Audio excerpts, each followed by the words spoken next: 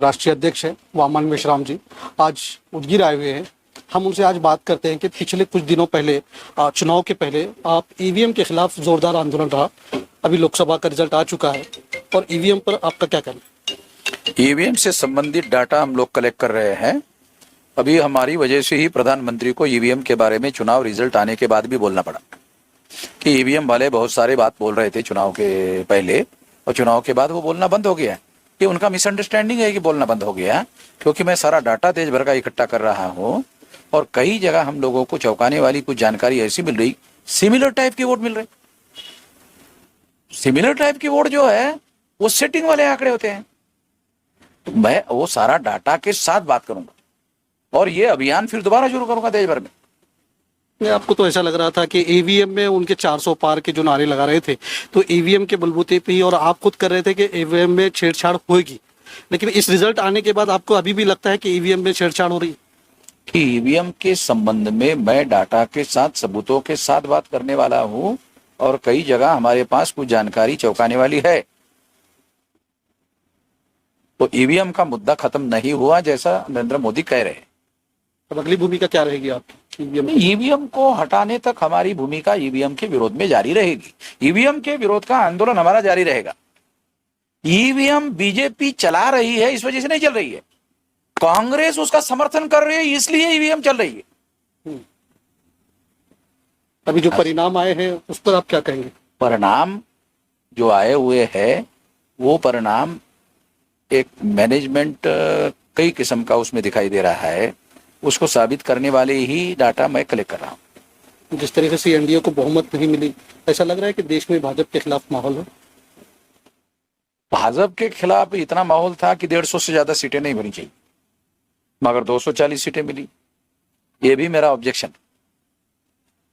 मैंने चुनाव के पहले कहा कि 150 से लेकर 200 के अंदर अंदर ही होना चाहिए। 240 हो गया। 240 की वजह से उनको सरकार बनाने का मौका मिला।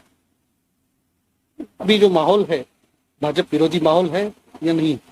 भाजपा विरोधी माहौल है, मगर जो दो पार्टियां हैं जिनको कांग्रेस के लोगों ने दुखाया है चुनाव के पहले, ये नीतीश कुमार तो इंडिया गठबंधन बनाने वाला है, मगर राहुल गांधी ने बयान दिया कि नीतीश कुमार को इंडिया गठबंधन का कन्वीनर बनाने के लिए ममता बनर्जी विरोध कर रही है। ऐसा बयान देते ही दूसरे दिन नीतीश कुमार छोड़ करके इधर आ गए, नहीं तो वो उधर रहता तो वो सरकार उधर होती। ये जो सरकार नहीं बनी इंडिया गठबंधन की, उसके लिए राहुल गांधी का वो बयान जिम्मेदार है। एनडीए की सरकार कितने दिन तक चलेगी, ये गठबंधन वाली? ये तो आशंका है, मगर नीतीश कुमार के लोग बोल रहे हैं कि कांग्रेस ने हमारे पास प्रस्ताव भेज दिया है प्रधानमंत्री पद का, तो उनका कहना है जो हमें इंडिया गठबंधन का कन्वीनर बनाने के लिए तैयार नहीं थे, वो अभी हमको प्रधानमंत्री पद का प्रस्ताव दे रहे हैं। मेरी बात समझ आ रही क्या बोलो?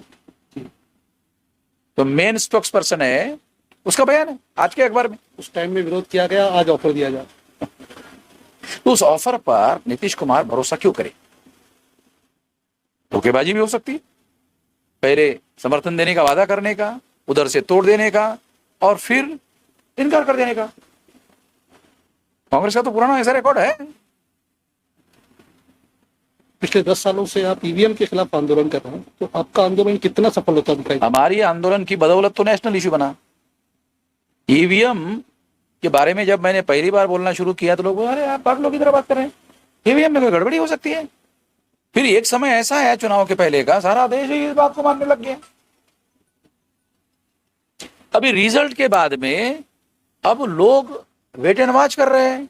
क्या वेट एंड वॉच कर रहे हैं कि वामन मेश्राम क्या कहता है, मेरी बैट कर रहे हैं। मेरे को टेलीफोन आ रहे, अरे आप बोल नहीं रहे। मैंने कहा बोलने वाला, इसलिए तो हम पूछ रहे हैं कि अगली भूमिका आपकी क्या रहेगी? हाँ, तो फिर मैं कोई गैर जिम्मेदार आदमी थोड़ी, पूरे जिम्मेदारी से बात करता हूँ, डाटा और सबूतों के साथ बात करता हूँ।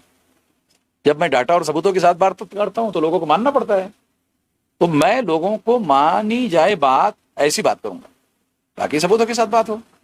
ऐसे कितने चुनाव होंगे जितने ईवीएम से लड़ना पड़ेगा और तब बैलेट पेपर पे? हम इसको खत्म करने की दिशा में हमारा आंदोलन जारी रहेगा। ये निश्चित नहीं कहा जा सकता, मगर इस पर बड़ा आंदोलन होना जरूरी है। जब तक इसके विरोध में जन आंदोलन नहीं होगा तब तक ये मामला हटने वाला नहीं है। ये कांग्रेस बीजेपी, बीजेपी कांग्रेस के म्यूचुअल अंडरस्टैंडिंग से ईवीएम को लाया गया और चल रहा है। और ये लाया इसलिए गया कि उन लोगों का वर्चस्व बना रहे। और ये चुनाव ने भी दोनों को कंट्रोलर बनाया। ये भी एक मेरा ऑब्जर्वेशन बता रहा हूं। ईवीएम ने दोनों के अंदर डिवाइड कर दिया, बाकी तीसरी बात को खत्म कर दिया। आपका जो संगठन है राजकीय क्षेत्र में तो मजबूत नहीं, कहीं आपको इस आंदोलन में देखो, कांग्रेस भी राजकीय संगठन नहीं था, वो आंदोलनकारी संगठन था। जब गांधी ने इसको बनाया, आंदोलन करता था, मगर ये आंदोलन करने से राजनीतिक समझ बढ़ती है लोगों की। दुश्मन और दोस्त की पहचान हो जाती है। दुश्मन और दोस्त की पहचान ही तो राजनीतिक समझ है, और इसके आधार पर ही लोग राजनीतिक भूमिका लेंगे, स्टैंड लेंगे। अभी हमने शुरू किया। कहीं ना कहीं आपके आंदोलन में राजनीतिक लोगों का कमतरता नजर आती है आपको? नहीं, राजनीतिक लोगों को हम खुद ही इनवाइट नहीं करते। हम लोग राजनीतिक स्टैंड लेने की बात कर रहा हूं। हम राजनीतिक स्टैंड लेंगे तो चुनाव तो लड़ते भी है ना, तो मैं ये कह रहा कहीं आगे नहीं रह पाते। हाँ, मैंने तो चुनाव नहीं लड़ा, मगर लोग चुनाव लड़ रहे हैं। तो मैंने अभी आपको बता, मैं ऐसा कहता हूं कि ईवीएम मोस्टली हमारे खिलाफ इस यूज करने के लिए लाए गए। हमारे खिलाफ सेटिंग होती है, तो जब सेटिंग के बाद आंकड़े आते हैं तो आपके जैसे पत्रकार कहते हैं, अरे आपका तो कोई समर्थन दिख नहीं रहा। असल ईवीएम चलेगा हमारे विरोध में और समर्थन भी दिखेगा, दोनों बातें कैसे होगी एक साथ? मेरा ये कहना है। आंदोलन में लाखों लोग होते हैं, वो मशीन में नहीं दिखते। जो आंदोलन में हम लोगों को पैसा दे रहे, आंदोलन में जेल में जाने के लिए तैयार है, वो उसमें नहीं दिख रहे। कुछ तो वजह। दूसरे लोगों के साथ वार्ता करेंगे, और वार्ता चल रही है। लगभग 83 पार्टियों के साथ में हमारी वार्ता ऑलरेडी है। 83 पार्टी के लोग समर्थन दे रहे हैं ना। ये जो राष्ट्रीय परिवर्तन मोर्चा बनाया है, ये 83 पार्टियों का है। ये जो राष्ट्रीय परिवर्तन मोर्चा है ना, ये 83 पार्टियों का है।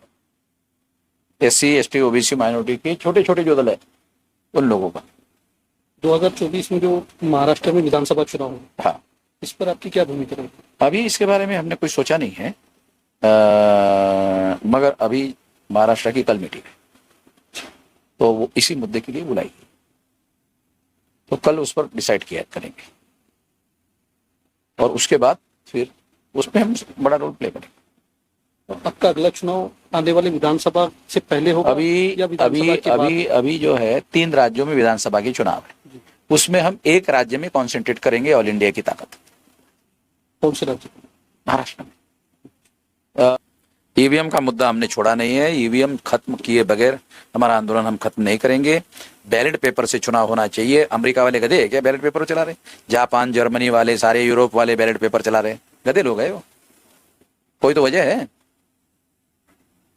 टेक्नोलॉजी में भारत अमेरिका से आगे हो गया। कहां से हो गया? जापान और जर्मनी से आगे हो गया? मैं तो नहीं मानता। नहीं, वो मशीन नहीं बना सकते बढ़िया, तो कोई मानने वाला नहीं है। टेक्नोलॉजी में तो अमेरिका, जर्मनी, जापान, अरे ये तो आज भी दुनिया में टेक्नोलॉजी में सबसे आगे है।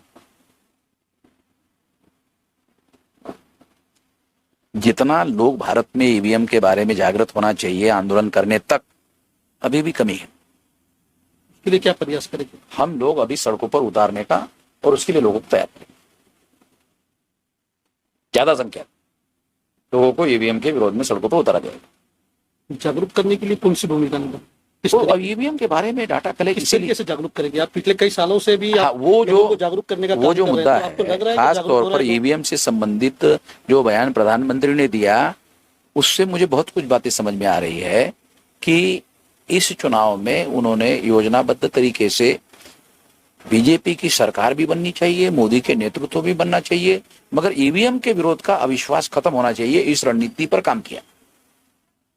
काम करके बीजेपी को पूर्ण बहुमत भी नहीं देने का, मगर बीजेपी के नेतृत्व में सरकार भी बनाने, ऐसा हुआ। जागरूक करने के लिए आप कई वर्षों से काम कर रहे हैं, तो आपको लग रहा है कि लोग जागरूक हो रहे हैं? जागरूक करने की वजह से हो रहे हैं, तो क्यों नहीं हो रहे? जागृत करने की वजह से तो आंदोलन हुआ। ये जो लोकल इशू था, ये नेशनल इशू हुआ, तो जागृति की वजह से हुआ। जागृति के अलावा विकल्प क्या है हमारे पास? किसी का कॉलर पकड़कर तो किसी को आंदोलन में तो नहीं लाया जा सकता। जागृत करके ही लोगों को आंदोलन में लाया जा सकता है, और कोई विकल्प तो है नहीं। ये थे हमारे वामन मेश्राम जी, जो महाराष्ट्र के लातूर जिले के उदगीर में आए थे। इनसे हमने बात की हाल ही लोकसभा चुनाव के जो परिणाम आए उसी को लेकर। वो बता रहे हैं कि आने वाले कुछ दिनों में महाराष्ट्र से ही ईवीएम के खिलाफ और बड़ा आंदोलन छेड़ेंगे।